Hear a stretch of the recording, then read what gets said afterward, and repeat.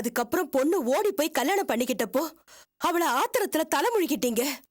பட்ட அவமானத்தினால அப்படி நடந்துகிட்டீங்கன்னு நினைச்சேன். ஆனா இப்போ பெத்த பொண்ணு உயிரோட இருக்காளா செத்தாளான்னு தெரியாம நான் துடிச்சுக்கிட்டு இருக்கேன். ஆனா நீங்க மனசுக்குள்ள இவ்வளவு குரோதத்தை வச்சுக்கிட்டு பொண்ணு அநாத பணமா கிடைச்சதுக்கு அப்புறம் பாசத்தை காட்டுறேன்னு சொல்றீங்களே, நீங்களா ஒரு மனுஷனா? உங்க கூட 26 வருஷம் குடும்பம் நடத்தினதை நினைச்சா எனக்கு அவமானமா இருக்கு. என்ன எதிர்த்து பேசுறியா? எதிர்த்து பேசுறியா? உன்னை அப்படியே பிதிச்சா கொன்னுடுவேன். கொன்னுடுங்க, கொன்னுடுங்க. என் பொண்ணே இல்லாத போது நான் எதுக்கு இருக்கணும்? கொன்னுடுங்க, கொன்னுடுங்க, கொன்னுடுங்க. கொல்ல மாட்டேன் நினைச்சியா? கொல்ல மாட்டேன் நினைச்சியா? கொல்ல மாட்டேன் நினைச்சியா? கொல்ல மாட்டேன் நினைச்சியா? கொன்னுடுங்க, கொன்னுடுங்க.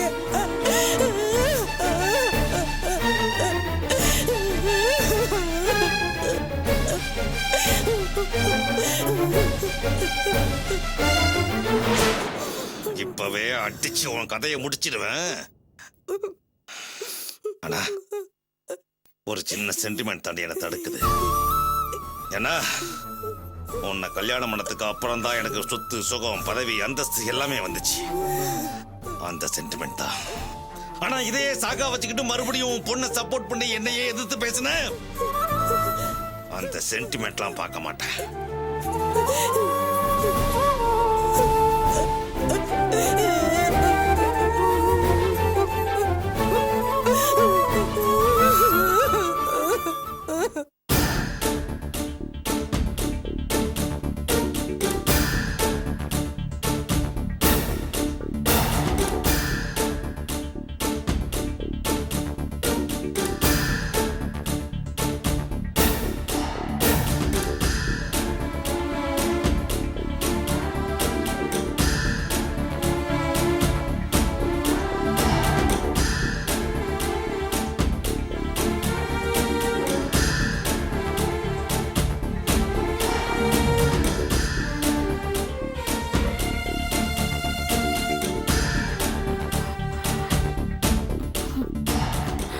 ஐயோ, ராத்திரி நேரமாயி போச்சு.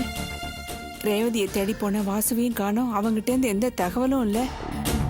இந்த பொண்ணு இப்படி பண்ணிட்டு போயிடுச்சே. ஐயோ, என்ன பண்றதுன்னு எனக்கு எதுவுமே புரியலையே. கடவுளே, ஏன்பா என்ன இப்படி சோதனை பண்ற? கவலைப்படாதீங்கம்மா. அதான் வாசு ஒரு பக்கம் தேடி போயிருக்கான்ல, இன்னொரு பக்கம் அண்ணன் வேற தேடி போயிருக்காரு. அண்ணன் ரேவதி இல்லாம கண்டிப்பா வரவே மாட்டாருமா. நீங்க கவலைப்படாம இருங்க.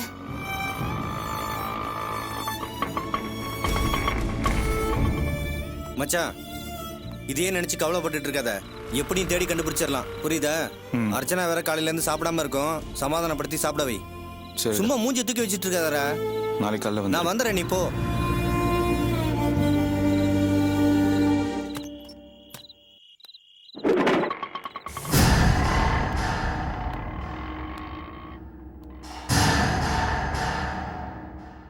செல்வம், ரேவதியை பற்றி ஏதாவது தகவல் தெரிஞ்சதாப்பா? என்னால் முடிஞ்ச அளவுக்கு ஹாஸ்டல்லாம் தேடி பார்த்தோம். நாளைக்கு மிச்சம் இருக்கிற ஹாஸ்டல்லாம் தேடி பார்க்குறேன். ஆமாம், வாசு போனானே, ஏதாவது தகவல் கிடைச்சதா? இன்னும் இல்லைப்பா. ஃபோன் பண்ணி பார்த்தோம், தேடிக்கிட்டே இருக்கேன்னு சொன்னான்ப்பா. சரி, என்ன பண்ணுறது? வாசு ஏதாவது தகவலோட வரானான்னு பார்ப்போம். அப்படி இல்லாட்டி நாளைக்கு போலீஸில் ஒரு புகார் கொடுத்துருவோம். இல்லாட்டி தப்பா போயிடும். திட்டம் போட்டு துரத்தி விட்டுட்டு தேடி கண்டுபிடிக்கிறதுக்கு காரணம் சொல்றான். யாரை ஏமாத்துற வேலை? ஏய், வாயை மூடிட்டு சும்மா இரு. என் மருமக காணாம போயிட்டா நீ என் மனசு கடந்து தவிக்கிறது உனக்கு என்ன தெரியும்? ஏய், அவ கிடக்குறா, நீ போப்பா. ஏண்டி வாயை வச்சுக்கிட்டு சும்மா இருக்க மாட்டியா? அதான் வாசு போயிருக்கான்ல, அவனாவது ஏதாவது நல்ல தகவலோட வருவான். கம்முனு இரு.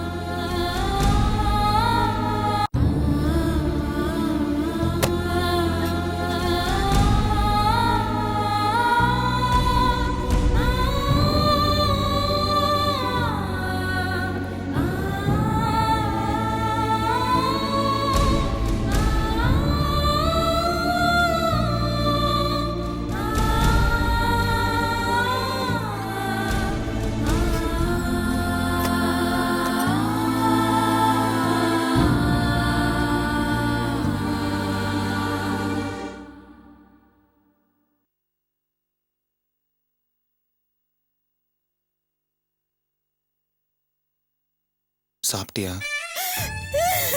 ஏய், அர்ச்சனா அர்ச்சனா என்னாச்சு?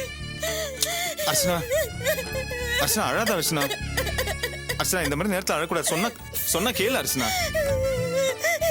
என்ன மன்னிச்சிடு, நான் தப்பு பண்ணிட்டேன். ஐயோ அதெல்லாம் ஒண்ணும் இல்ல அர்ச்சனா. இங்க பாரு, பரவாயில்ல, நீ முதல்ல ஏந்திரி. இங்க பாரு, ஏந்திரி. என்ன அர்ச்சனா இது? உன் மனசு வருத்தப்படுற மாதிரி நான் நடந்துக்கிட்டேன், என்ன மன்னிச்சிடு. அதெல்லாம் ஒண்ணும் இல்ல. இங்க பாரு முதல்ல அழறது நிறுத்து. என்னது குழந்தை மாதிரி? தப்பு பண்ணது நீ மட்டும் இல்ல, நானும் தான் தப்பு பண்ணிட்டேன்.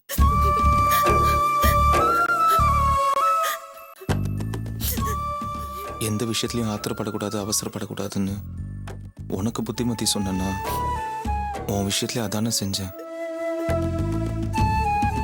மாசமா இருக்கிற உன்னை நோகடிச்சது மட்டும் இல்லாம பட்னியாவும் கிடக்க வச்சுட்டேன்.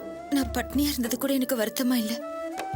ரேவதி விஷயத்துல நீ பயந்த மாதிரியே நடந்து போச்சே. பேசும்போது ஒவ்வொரு வார்த்தையும் யோசிச்சு பேசணும்னு இப்ப நான் புரிஞ்சுக்கிட்டேன். பாவம் ரேவதி இப்ப எங்க இருக்காளோ, என்ன பண்றாளோ ஒண்ணுமே புரியல. அதெல்லாம் நீ ஒன்றும் கவலைப்படாத அர்ச்சனா. இன்னைக்கு நானும் சிவாவும் முடிஞ்ச வரைக்கும் ஊரெல்லாம் தேடி பார்த்தோம். எப்படியும் நாளைக்குள்ள ரேவதியை கண்டுபிடிச்சிருவோம். அதனால நீ அதையே நினைச்சு ஒன்றும் வருத்தப்படாத. வாயும் வேறுமா இருக்கிற பொண்ணை வருத்தப்பட வைக்கிறது மட்டும் இல்லாம இப்படி பட்னியா கிடக்க வச்சிட்டேடா, அவ மனசு நீ ரொம்ப நோகடிச்சிட்டடான்னு பெரியப்பா என்ன ரொம்ப திட்டினாரு. பெரிய மாமா ஷெட்டுக்கு வந்தாரா? நீ கூட அவரை ரோட்ல பாத்தியாமே. ஆனா நீ எதுவுமே நடக்காத மாதிரி சந்தோஷமா அவர்கிட்ட பேசிட்டு போனியா. அந்த விஷயத்த அவர் சொன்னப்புறம்தான் என் மனசுக்கு ரொம்ப கஷ்டமாயிருச்சு. சரி, நீ காலையிலேருந்து ஒண்ணுமே சாப்பிடாம இருந்திருப்ப. பாவம், நீ சாப்பிடு. நீயும் பசியோட தானே இருப்ப, வா சேர்ந்தே சாப்பிடலாம். 2 பேரும் பட்னியா தான் இருக்கும். முதல்ல நீ சாப்பிடு. 2 பேர் இல்ல, 3 பேரு. ஆமா இல்ல, 3 பேரு. சரி, நான் சாப்பாடு இரு எடுத்து இரு. நானே போடுறேன்.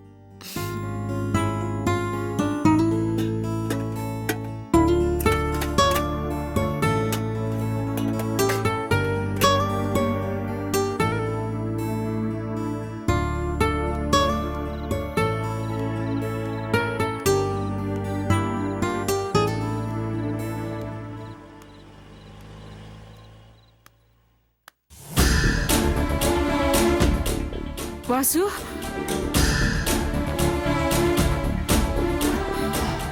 வாசு, ரேவதியை பத்தி ஏதாவது தகவல் தெரிஞ்சுதாடா? இல்லம்மா, அவ வீட்ல, அவ ஃப்ரெண்ட்ஸ் வீட்ல எல்லார்கிட்டயும் கேட்டு பார்த்துட்டேன். யாருக்கும் எந்த தகவலும் தெரியலன்னு சொல்றாங்கம்மா. எங்க கல்யாணத்துக்கு அப்புறம் யாருமே அவளை பார்க்கலங்கிறாங்கம்மா. ஐயோ, நீயும் வெறும் கையோட வந்துட்டியாடா? ராத்திரி பொழுது வேற ஆயிப்போச்சு. காலையில போன பொண்ணு எங்க போனா ஏது போனான்னு ஒரு விவரமும் தெரியல. வீட்டுக்கு வாழ வந்த மருமகளை அதையும் இதையும் சொல்லி இப்படி துரத்து விட்டாளே. ஏய், வாயை மூடுறி. யாரடி உன் மருமகளை துரத்தி விட்டது? யார் துரத்தி விடுவா? எல்லாம் இதோ இதுங்கதான் துரத்தி ஒண்ணும் திட்டம் போட்டு காத்துக்கிட்டு இருந்தாங்க. இன்னைக்கு அதை நிறைவேறினதும் சந்தோஷமா உட்காந்து தின்னுகிட்டு இருக்கிறத பாரு. என்னடி அறிவு கொடுத்தனமா பேசிட்டு இருக்க? ரேவதி வீட்டு விட்டு போகணுங்கிறதுல அவங்களுக்கு என்ன அவசியம்? அதனால அவங்களுக்கு என்ன லாபம்? அவசியம் இருக்குயா. எனக்கு என்ன எதுவுமே தெரியாதுன்னு நினைச்சிட்டு இருக்காங்களா? என் மருமக சாதாரண வீட்டு பொண்ணு இல்ல, கோடீஸ்வரம் வீட்டு பொண்ணு. ஏதோ வாச மனஸ்தாபத்தினால இன்னைக்கு மாமனார் வீட்டுக்கு போகாம இருக்கான். நாளைக்கே சமாதானமா எல்லாரும் ஒன்னாயிட்டாங்கன்னா அவங்க சொத்தெல்லாம் இவனுக்கு வந்துரும்ல. இவன் கோடீஸ்வரனாய் ஓஹோன்னு வாழ்வான்ல. அதான் அது பொறுக்காம வாசு காலம் பூரா தான் கையை எதிர்பார்த்து வாழணும் தான் இப்படி ஒரு திட்டத்தையும் அவங்க போட்டிருக்காங்க. அதான் புருஷங்காரன், நான் வேலைக்கு போற மாதிரி போறேன், நீ உன் காரியத்தை சாதிச்சுக்கான்னு பொண்டாட்டிக்கிட்ட சொல்லிட்டு போயிருக்கான். அவளும் காரியத்தை நிறைவேற்றிட்டா. புள்ளையும் கிள்ளி தொட்டிலையும் ஆட்டி விடுற கதையா தேடுற மாதிரி நாடகம் ஆடுறாங்க. இந்த பாரு, நீ இப்ப என்ன மருமக காணா போயிட்டாலே நினைச்சு வருத்தப்படுறியா, இல்ல சொத்து நம்ம கைக்கு வராதே நினைச்சு வருத்தப்படுறியா? நான் எது பேசினாலும் அதுல குத்தம் கண்டுபிடிச்சிட்டே இருப்பியா? மருமக காணா நம்ம எல்லாரும் தவிச்சுட்டு இருக்கோம், உள்ள 2 கொஞ்சம் கொலவை தின்னுட்டு இருக்குதுங்க.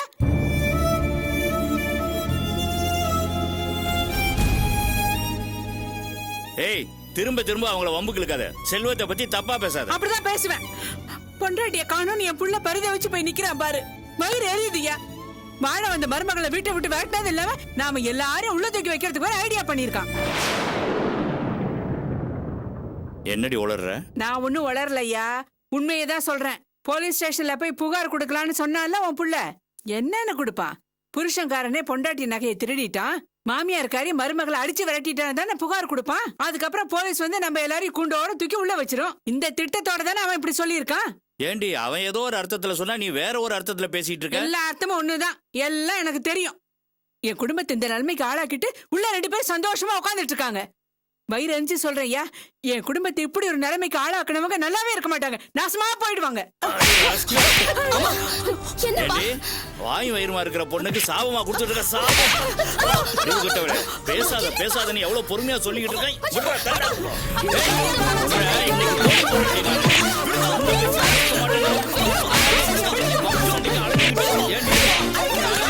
அப்பா என்னப்பா பண்ணிட்டு இருக்கீங்க? நிறுத்துங்கப்பா. அப்பா என்னப்பா பண்ணிட்டு இருக்கீங்க? நிறுத்துங்கப்பா. அப்பா நிறுத்துங்கப்பா சொல்றேன்ல. போதும்பா, போதும். உன் நடிப்பெல்லாம் போதும். பாசக்காரனாச்சே நீ. இதைத்தானே இத்தனை நாளா எதிர்பார்த்துட்டு இருந்த. அப்புறம் எதுக்கு பெருசா தடுக்கிற? போ, இந்த ஆள் என்ன அடிச்சு கொள்றத நீயும் உன் பொண்டாட்டியும் ஓரமா நின்னு நல்லா வேடிக்கை பார்த்து ரசிங்க. பாத்தியா உன்னை பத்தி எவ்வளவு தப்பா கேளுங்கப்பா. அவங்க சுபாவம் பத்தி உங்களுக்கு தெரியாதா? அவங்க அப்படிதான் பேசுவாங்க. தயவு செய்து நான் சொல்ல கேளுங்கப்பா.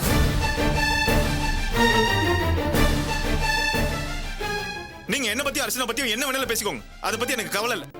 ஆனா உண்மையா சொல்லணும்னா ரேவதி இந்த வீட்டு விட்டு போனதும் நானும் அர்ச்சனாவும் ரொம்ப வருத்தப்பட்டோம். அர்ச்சனா ஒண்ணு வேணும்னு சதி பண்ணிடலாம் அந்த மாதிரிலாம் ஒன்னும் பேசல. ஏதோ வாய் தவறி வந்த வார்த்தை தான். அது கடவுளுக்கும் தெரியும், எங்க மனசாட்சிக்கும் தெரியும். அதனால சும்மா ஒவ்வொரு தடவையும் அதே சொல்லி காட்டி எங்களை குற்றம் கண்டுபிடிக்கிறது அவ்வளவு நல்லா இல்ல. இப்ப என்ன, ரேவதி இந்த வீட்டு விட்டு போனதுக்கு நாங்க தானே காரணம். இப்ப சொல்றேன், இன்னும் 24 மணி நேரத்துக்குள்ள ரேவதி இந்த வீட்டுக்கு கொண்டு வந்து நான் நிறுத்துறேன். போதுமா?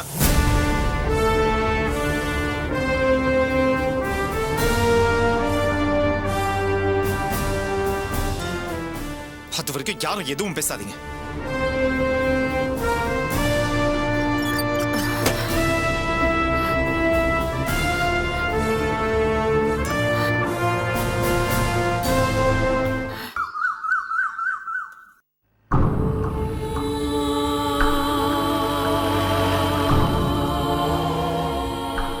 ஏண்டா 24 மணி நேரத்துல ஒரு பொண்ணை தேடி கண்டுபிடிக்கிறதுன்னா ஆவற கதையாடா? வேற வழி இல்லடா, எப்படியா தேடி கண்டுபிடிச்சுதான் ஆகணும். சொல்றேன்னு தப்பா நினைச்சுக்காத. அன்னைக்கு ஏதோ அர்ச்சனா உணர்ச்சி வசப்பட்டுருச்சுன்னு அவ்வளவு கேள்வி கேட்ட. இப்ப நீ உணர்ச்சி வசப்பட்டு இப்படி ஒரு சவால் விட்டு வந்திருக்கிய. டேய், அந்த நேரத்துல என்ன வேற என்னடா பண்ண சொல்ற? அர்ச்சனா வாய் வயமா இருக்கா, அவளை இவங்க வாய்க்கு வந்தபடி சபிச்சிட்டே இருக்காங்க. அவங்க வாய் அடிக்கிறதுக்கு அந்த நேரத்தில் எனக்கு வேற வழி தெரியல. ஊர்ல இருக்கிற எல்லா லேடிஸ் ஹாஸ்டலும் தேடி பார்த்தாச்சு, ஒரு தகவலும் இல்ல. ஏண்டா பேசாம போலீஸ்ல கம்ப்ளைண்ட் கொடுத்தானே? போலீஸு கேஸ்ன்னு போயிட்டா வீட்டில் பிரச்சனை பெருசாயிடும்டா. சரி, இப்ப என்ன பண்ணலான்ற? ஏண்டா வீட்டை விட்டு கிளம்புன ரேவதி எப்படியும் வீட்டு பக்கத்துல இருக்கிற பஸ் ஸ்டாண்ட்ல ஆட்டோ ஸ்டாண்ட்ல இருந்தானே கிளம்பி இருக்கணும்.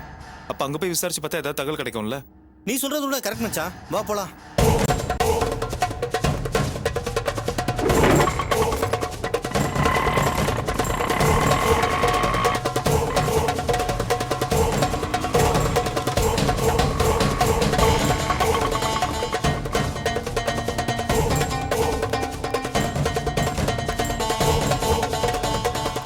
வாசிவா, நல்லா இருக்கிறியா? நல்லா இருக்கேன்பா.